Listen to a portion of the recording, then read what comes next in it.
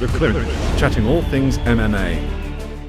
Hi and welcome back to the Clinch on eNCA.com, when we talk about all things MMA in South Africa and the rest of the planet. We've just had EFC 51 here in Johannesburg, and it's very rare, I think, in MMA, and in most sports actually, where after such a big event, you actually get down and talk and analyse with the guy who puts the fights together. I don't think it's actually happened before. So my guest today, to talk about the fights and actually analyse some of the ones coming up, is the VP of Talent at EFC Worldwide, Graeme Cartmell. Graeme, welcome. Thanks for coming. Hello, Simon. Nice intro. Thank you very much. You're most welcome. VP of Talent, what the hell does that mean? I don't know. We stole it from the Americans. No, look, obviously I deal with all the athletes and the ring girls. I know that I'm not so talented at that. We always have to get girls in there to do the board stuff. Yeah. So I just deal with them. But majority of the stuff I deal with the athletes. So contracting the athletes, putting them in fights, managing their day-to-day sort of activities while they're leading up to a fight and that type of stuff. Yeah. Well, we'll get into the job later. I just want to immediately reflect on EFC 51. You have a new lightweight champ in Dave Mazzani who beat Leon Mainhart. What do you make of the fight? Happy? I think I would love to have seen a longer fight from Leon. I spoke to Mornay Visser yesterday actually about the whole fight, and he said to me, that the biggest issue is Leon takes almost a full fight before he steps out there to warm up. Yeah. So what happens is he usually does a 25-minute warm-up, which is almost unheard of. Backstage on the mats. Backstage on the mats. And he didn't get to do that because they had so many fights. CRT were literally bombarded with the whole main card. So he didn't get to warm up. He went out there, he stuck his chin out, he wasn't in the game, he didn't have his range, he didn't think about what he was doing next and just got taken down. Look, I mean, Dave is and was the better fighter on the night. He's the champ. I'm really happy for him. I've known Dave for years, for as long as I've known Leon. I've kept a good relationship with him, so I'm happy. I'm happy that, in many ways, I don't really care who wins. I'm just happy that guys put on good fights. Standing guillotine choke was a cracking move. He couldn't get out of it. Couldn't get out of it. I mean, I've seen Leon get out of those maneuvers before. Remember when he fought Costa Ioane? He wouldn't tap. He said he would never tap again after that. He was just he was in the worst position. He's actually got a strained arm that will never heal because of that that submission. So I mean, he couldn't get out of it. What struck me actually afterwards about Leon at the press conference and backstage afterwards, how positive and reflective and magnanimous he was. I mean, he held the title for 2.5 years. Yeah. And his attitude afterwards was so professional. I mean, such a paragon, such an example to young fighters out there of how to deal with a loss as a professional sportsman. I was blown away by his attitude. Yeah, he's a phenomenal athlete. He's not one of those guys that will ever sell a fight. He doesn't go out there to try and put on the hype, which I've kind of come to terms with. And the reason that we've done that is, or why we've come to terms with it is, Leon has been through everything. I mean, he's in kickboxing career. In his kickboxing career, he went through everything. So now in MMA, he is in a position where he's a legend. He has a legendary status. So when he does show up, just the fact that you're going to see Leon fight is a spectacle inside itself. I do think, however, that there's a lot to be said for the Boyd loss that possibly changed his mental landscape going into the Dave Mazzani fight, because there was a lot of talk of Dave Mazzani being the highest that Leon's going to fight, and if he wins against an American like Dave who's fought UFC caliber guys, what next? So I think there was too much on that fight for him mentally, and possibly the Boyd loss could have affected him going into this fight camp. But now the pressure is off. He hasn't got the belt anymore. I mean, there's some great matchups. Now he can fight anybody. I want to put him up against like Martin van Staden, who wants to drop a weight class. Wow. There's so many cool fights we could put Leon in, and he will be there to build other talented athletes going forward. Yeah. Well, let's talk about Dave then. I've got rocking his Pain Train shirt today. Actually, we had him in here last week. And does it help the organisation having an American champ now? Does it open doors to other markets? I mean, a lot of fighters at the moment are seemingly calling out international fighters. I know some of the Fight Fit Militia guys like Chad and Boyd, they want to fight some internationals. But does it open the door to other markets having like such a foreign champ from somewhere like Nevada? I like having international athletes, but I've got to be honest with you.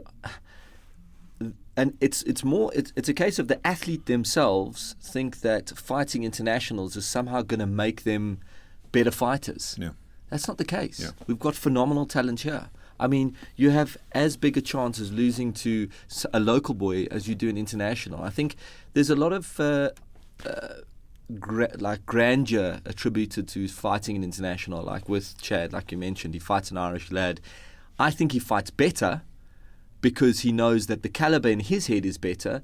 But I think another light heavyweight or any other body in the South African division is as good. So I think we must get away from wanting to fight internationals. We bring over internationals to grow into those markets. It's not such a case of, if you fight an international, you are at the top, you know? Yeah.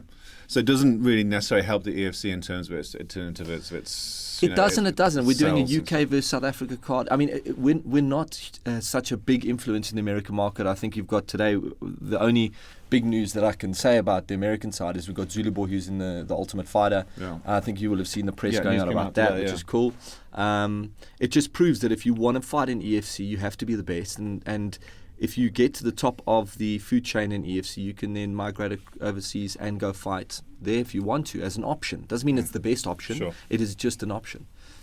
Quite a lot of people on social media asking me, who should Dave Mazzani fight next? I mean, it's a tough one. What have you got any thoughts about that? Don's fighting Jadison Costa, which is a huge grudge match now for Cape Town. Let's see how that unfolds. I think both of them are going to bring more to the party than they had anticipated before going into the fight. I know Jadison is training really hard. He didn't really get to showcase his skills here in South Africa because he was training with guys that maybe didn't have his best interest at heart, or he was the trainer. So he didn't effectively say, okay, I'm going to be selfish, I'm the athlete in this build-up. Yeah. So I think that kind of marred his ability. Don has always been a super athlete. He's now with Fight Fit. I don't know. That might be a whole different Don we start seeing coming out of his shell in terms of his fighting career. But I know that fight inside itself is going to be the one that everybody sits back on the night and goes, "Holy wow!" That's EFC 52 coming up on the 5th of August. So just to go back to your question, Don could be a possible contender in that division if he beats Jadison. Wow. He has been a champion before. He's been a contender. We know that his biggest Achilles heel was Leon Maynard. Yeah. Maynard just seemed to be the guy that Don couldn't get over. It was almost like he's this talented kid that should be winning, should be kicking everybody's ass, but isn't. Yeah. And just got to Leon and then... Just a roadblock, wasn't it? Roadblock. So now that roadblock's out the way, maybe he starts winning and starts to chew on the guys that are at the top of the food chain and get his shot. Somebody asked me the other day, should we do a Leon Maynard Don Madge 4? I was like, please, never again. But at the same time, I said that in hindsight. I said that off the cuff, but maybe that ends up being a great fight. These guys have untold stories. Every fight they take on is a new chapter, and then all of a sudden we're looking at them 3 years down the line, and they've demolished everybody, and that fight all of a sudden makes sense. So never say never. But the Don Jadison Costa fight, I mean, if that fight was on tonight, I'll be calling this off right now and going straight to the airport. I mean, that's a great fight. Why is Jadison Costa back? Why has he been away? And it's just a fight he really wants. He moved out of the country. There were some issues here. He moved away from his gym. He's a bad boy. He doesn't really stand on ceremony, and he doesn't really listen to anybody. So, even after we'd released him and let him go and he went overseas, he was still bad-mouthing me on Facebook non-stop and then inboxing me going, I want to fight. So I just, hey, maybe that's just the way he is. Yeah. But he had to leave the country, got out of here, came and wants to come back. And now he wants to lay claim to what he thinks is his, which is the lightweight belt, and he's going to do whatever he can to get back in. But honestly, Graeme, the beef, this with the hype we're seeing now about Don and Jadison, that's real, right? You can't fabricate it. You cannot fabricate somebody who comes here to teach BJJ, takes a young Don Madge under his wing, starts teaching him the BJJ himself, starts teaching Don. Don becomes this superstar. I'm not saying he became a superstar under Jadison's guidance, but there was a lot of synergy there, and it is the teacher versus the student. Years go by, they eventually part ways, and they have massive issues with each other. I proposed the fight to Madge's camp, And Kyrie used the word emotional in the presser, and I don't think that's correct. He wasn't emotional. He just said, look, right now in his career, where he is having suffered these losses, we need to build him back up, and Jadison might be too much mentally for him to chew on. So there's literally a bad blood situation. And anybody who fights Jadison's going to have some bad blood. And the whole of Cape Town either likes Don Madge or hates him, and hates Don Madge or loves Jadison Costa or hates him. They have there's a lot of kind of emotion in this fight. It's going to be nuts. Before we get on to the rest of the EFC 52 card, I want to go back to EFC 51. There was one of the most contentious issues was the Boldon Umdlalosi. That was, as far as I was aware, that was a number one contender status fight with Marino Kutendana. Yeah. He didn't make weight again. And yet it was for to be the number one shot at the title. What do you do? I mean, so now what are your thoughts? Zulu's out of the picture for a while. We don't know how long he's going to be out of the picture. He's going to try and make his way into the UFC roster, and he's got an awesome opportunity to get in there. JP Bass is the guy, as far as I'm concerned, in the flyweight division. Mourinho would have been the guy. He got knocked out. Boldon is the better man on the day. I don't think it would be far removed to put a number or interim title together with JP Bass and Boldon Umdlalosi, to be honest with you. I know he didn't make weight on 2 consecutive fights, but I'm going to pose it to JP and say, JP, do you want to sit and wait for Zulu to come back, or do you want to fight Boldon Umdlalosi? And I can tell you something, the way that kid is built, he's just going to be like, forget about it, I want to fight him. JP? Yeah. He's going to want to fight him, and then we're going to get an interim title out of that, and the winner will fight Zulu if and when he comes back. Talking about international fighters, let's move on to Danny Henry. Was that the best liver kick you've ever seen in EFC history? Wow. And I spoke to Baldwin directly, spoke to Barrett afterwards. He said that he knew it was coming. Really? He'd pulled a hamstring apparently in the middle of the fight. He actually couldn't move out the way. So he just stood there and took the second one. I mean, hey, injuries happen during the fight. He got nailed. Danny was on point.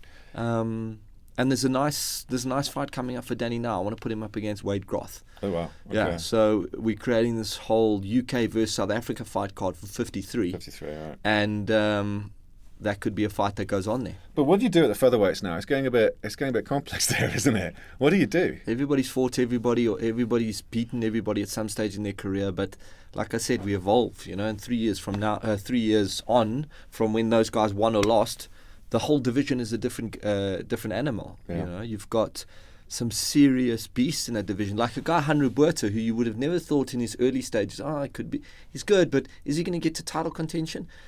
Yeah. And then you see that he's knocked out Elaine Olunga, and Elaine's on like the 3-5 winning streak. So he is legitimate. His wrestling is legitimate. Put him up against Iga and you've got to fight. That right hand's just ridiculous. I mean, it's a great fight. Boyd's sitting there waiting there going, okay, when do I get my shot? He feels that he should be contending. What's the news on Iga's best? When's he coming back? Went for his scans. He seems to be in the clear. Rob Collins is dealing with him, a top sports physician. So awesome. We'll hopefully have him by the end of this year. I phoned Hanru's father, who's his manager, and I said, look, this is the story. We can give you another fight or you can wait. And he said, we want Iga. Yeah. All the trash that Iga's been talking, we want a piece of him. So, yeah, sure. How good did Gareth Bursky look? And then, but that fight, I was like, Mango Alves, great character, great guy, BJJ black belt, some great takedowns, but did nothing, no transitions. No, he's a flyweight. He's a flyweight, man. He got gassed. He's small. He's got short arms. I'm not taking anything away from Gareth. Gareth was flawless. He was a great athlete. Yeah. But Magno in a flyweight setting against a JP Bass or somebody like that is going to be spectacular. The bantamweight division, then, there's you still got the Penna Sayed issue. You've got some great up and comings. It's not an issue. It's going to happen. 55. We're going to do that. We're going to aim to get that done for Cape Town. That's Cape Town. That's just before Christmas, right? Yeah. Demart wants it now, and we gave him the opportunity to fight earlier in the year. He didn't want it. There was issues there, so we said, okay, cool. Now we're going to give an interim title shot to Ishad. He won the interim title shot. He is the interim title holder. We've got to find a date that both of you agree on, and Cape Town seems to be the one. So that's 55. That's 56 in Cape Town. And a lot of fans will say to me, I've given the best fights to Cape Town. But a year ago, all the Johannesburg guys got the best fights, and it comes in cycles. But the bantamweight division is shaping it nicely. So you got like some real talented kids, like Chart Henning is looking great, isn't he? Chart. His fighting is as high paced as his voice at times, but it's like he's fast. He's an animal. He's a fast kid, and I really want to see Martin De Beer back in the mix as well, because he's another cracking fighter. Yeah, Jason van der Merwe's been calling. He came to me privately after the Duo Kim fight got cancelled and said, "Please, you have to give me Martin De Beer." So maybe that's a fight we see in the not too distant future. That'd be a great fight. It'll be a nice crack. And just to talk about Chart a bit, that is that is what the sport is about. He is a young, dynamic, strong, physical athlete that didn't start in kickboxing or anything like that. He's an MMA athlete. Sure. Came through the amateur ranks, and people talk about the amateur side, but the only reason I like amateurs, I hate the fact that people fight for free. It irritates me beyond anything. But the fact that they get to know what a loss is like before entering EFC is the most crucial thing in their career, because they hold on to this, I'm never going to lose with such anxiety that, it can actually affect their career. Get them out the way. Take the fights. Fight. Even in your early stage of your career, fight. Enjoy it. Yeah. If you win, you win. If you lose, you lose. That's the reality. But there's a lot of that. I mean, about protecting a record and protecting a career. And it's like there was that issue at EFC 51 where people were saying, "Why are you putting in fighters who are 0-6 or 0-7, like Malumbo and these kind of guys?" But they always will come and fight, and yet it's difficult. As a matchmaker, what are your thoughts and feelings about it? Because no one really knows the permutations of these fight contracts and who agrees, when they're available, when they're injured, when they've not been training, when they've been working. It's like, how would you answer that? Because a lot of people were wondering, there's a fighter, 0-6. Why is he still fighting? So I'm going to answer this question twofold. Firstly, if you look at records, take them out of the picture. We are not boxing. If you protect your records, you're 10-0 as a boxer, you are ranked this, you then are going to fight this guy. Everything is detailed. MMA is a quagmire. It is literally, this guy makes sense against this guy, even though this guy's got a really shoddy record and this guy's got an amazing record. It's just the fight makes sense because it's so dynamic. There's so many things that can happen. So effectively, when you look at records and compare us to any other sport, you can't. We are an explosion of different variables happening all the time. So when you match fights, you have to take that into account. You can't. I would love to be a matchmaker for boxing. Okay, number 2 ranked is going to fight number 4 ranked. Thanks, cool, paycheck, cheers. That's pretty much what it's about. Yeah. And to answer it on the second side is, guys are willing to fight. My phone, it's going crazy now on silent. It's literally, you phone the guys you want to put on fight cards. I mean, if I have to show you, and you've seen the fight cards, you put a fight card together, the idea of a fight card, and it is literally glorious. It's magical. You look at this thing, it's the most beautiful thing you've ever done. And by the time it actually comes to fight night, that fight card is probably completely different. It's probably 70% of what was on the board. Wow. Not because of injuries. I'm talking about phoning the guy on the night before and proposing the fight. You have to sell every fight to an athlete. Yeah. You go, this is good for your career. They honestly are in a position where they're going, okay, my career is at stake. Do I take this fight? There's some guys who just don't care. Leon Maynard. I wish he wasn't champion at any stage because I could just throw him in any fight. Yeah. And he'll be like, cool, boss, cool, I'll fight that guy. Done. And he'll show up and put on a star-studded event, Yeah. So the intricacies of putting on a fight involve phoning the guy up, trying to see if he's not missing his child's birthday, make sure the guy's mentally ready for it. Has he been training? What camp he's with? I mean, that's something that's just happened at 52. Right. I got a WhatsApp from one of the trainers saying that he's not representing the fighter anymore, and the fighter then needs to. There's an issue there, so I then phoned the athlete, and the athlete's saying he can't fight. He's been out of camp for a week. Now you explain it to a fan and go, okay, fight's off. Why? They want to see this fight, but this kid has now missed a full week of his camp, and he's had mental issues with his trainer, the guy that is looking after him and making sure that he's going to be the best he can be on the night. He's had major issues with him. and he's not going to rock up 100%. Just a Cape Town fighter. Yeah, so it's an issue we had with Luke Michael. Right. So now we're going to pull that fight. Okay. But it's funny because literally the day that was the Tyson Challenge fight, right? Yeah, the Tyson Challenge fight. So I thought, okay, well, I said, Luke, listen, man, you can't pull off for this. You know, you don't have a broken hand. You're not, but it's a mental thing. The kid's going to be without a trainer, and he's going to put on a crap fight. Yeah. So. 2 weeks to go. 2 weeks to go. So I've then got to go and find another replacement. I phoned Tyson's camp, and they say, no, Tyson. Thank goodness you told us. Tyson's injured. So pull that fight totally off. We can't even replace each guy. And then that's happened twice now. So then same thing. Paulo Bananadas, who were so excited to see debut with new EFC. Brazilian. I can't wait to see him fight. He's off. I got an email from his manager saying that he can't get back into the country because there's visa issues. Story of my life. I said, look, it's terrible news. We can't get him in. They can't get him in. So we got to scrap that fight. We got Suzu Nakati, who literally same on the day that I found out that Paulo can't take the fight. His new trainer, which is Armand de Bruyn, a former fighter of ours, phoned me. He said, listen, I got major problems with this kid cutting weight. He's not able to make the weight. And I said, okay, well, he's very small. So what weight can he make? He said, no, he could possibly make welterweight. And I mean, you can't put a guy that small at welterweight. It's such a disadvantage. Yeah. So that's 2 fights off the main card in 2 weeks' time. Yeah. Right now. Yeah. So we've had to replace those fights, and that's every day. That's what matchmaking is about. You sitting dealing with people's problems. But then why do you do it? Because you get trolled, you get so much abuse, and I think you are the most high-profile member of the EFC management on social media. So I think that's one of the reasons. But you are mandated. You have a certain budget for fighter purses, and you're dealing with all these kind of issues. You've got the fans and the organisation on the other side. I mean, you get squeezed. Do you ever sit in bed at night and thinking, "What the hell am I doing here?" No, I mean. No, never.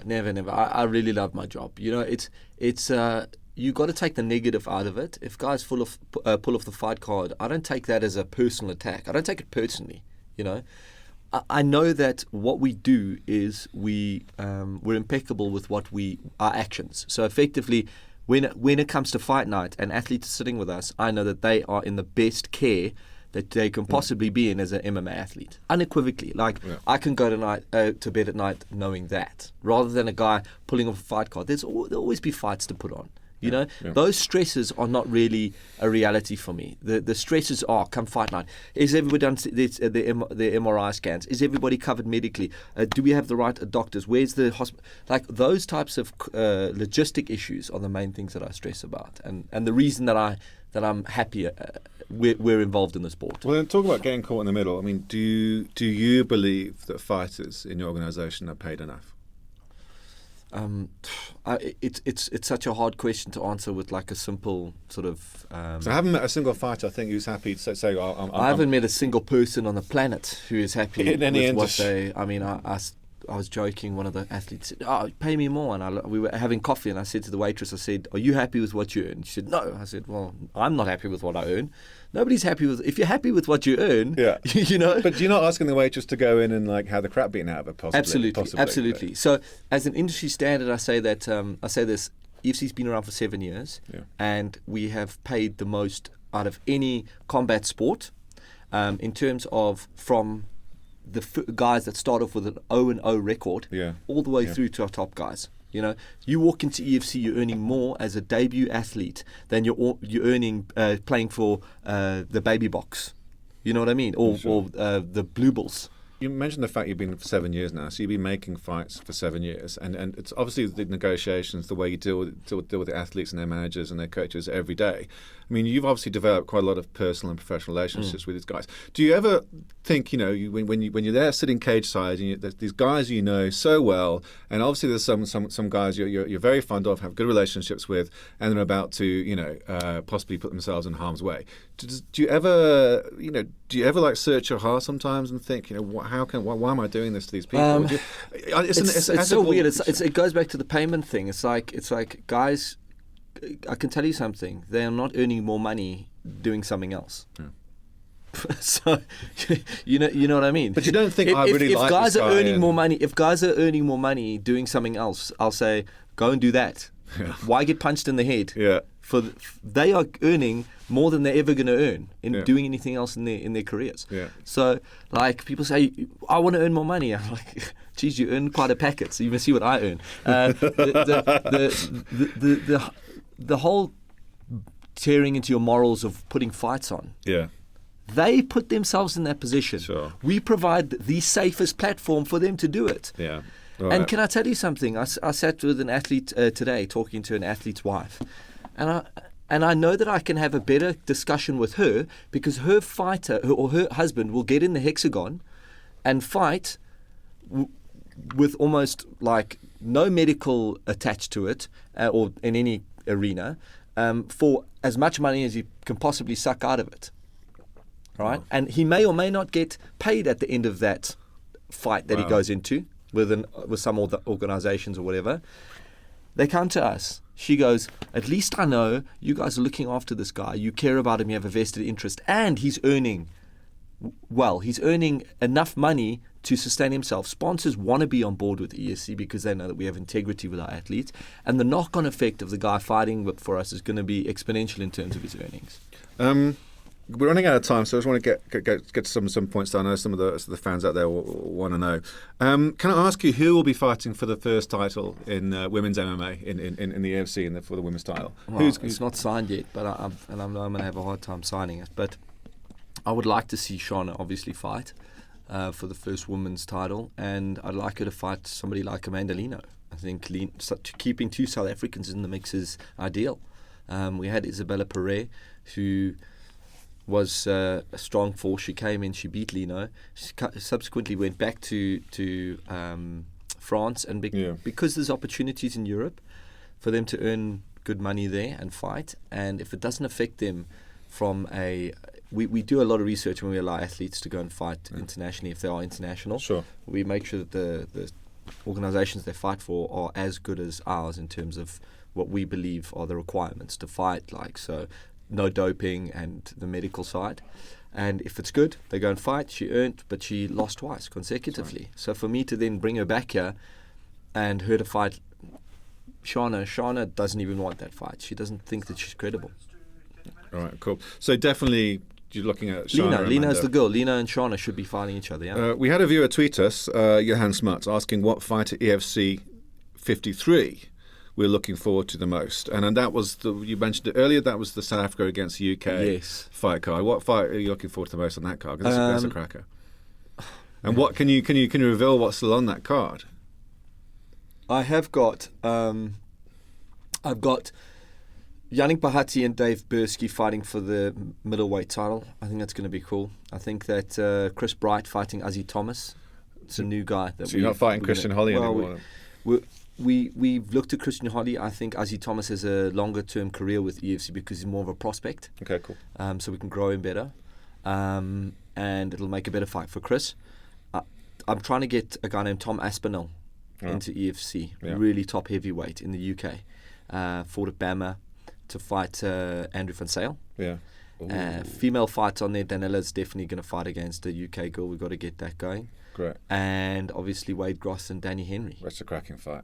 I think all five of those fights will just be insane. When we're going to see Dino fight again? Do you know? Dino was supposed to fight Joe Cummins. Cummins hurt himself, pulling that off. Trying to get him against Sean DeLange. Dino Bagatini now against 52. Sean DeLange. So one of the replacements out of the ones that have been knocked off will be Sean DeLange. So wow, Dino Bagatini against Sean DeLange, EFC 52 in Cape Town, 5th of August. And Sean fight. stopped fighting almost because I didn't give him the Dino fight. Really? So he said, Graeme, I've got a job offer and all this type of stuff. I can't focus on training. I'm going to go do it. Wow. He loves working with animals, and that's like his vibes. So thanks for watching The Clinch and listening to The Clinch on eNCA.com. Tune in next week. We'll have another guest talking all things MMA in South Africa and the rest of the planet. My guest today has been the VP of Talent at EFC Worldwide, Graeme Cartmell. Graeme, thank you, thanks, Simon. Man. Thanks for coming. I hope I've answered your questions properly. Oh, you did indeed. And then some. Thanks, mate. Thanks, mate. We're chatting all things MMA.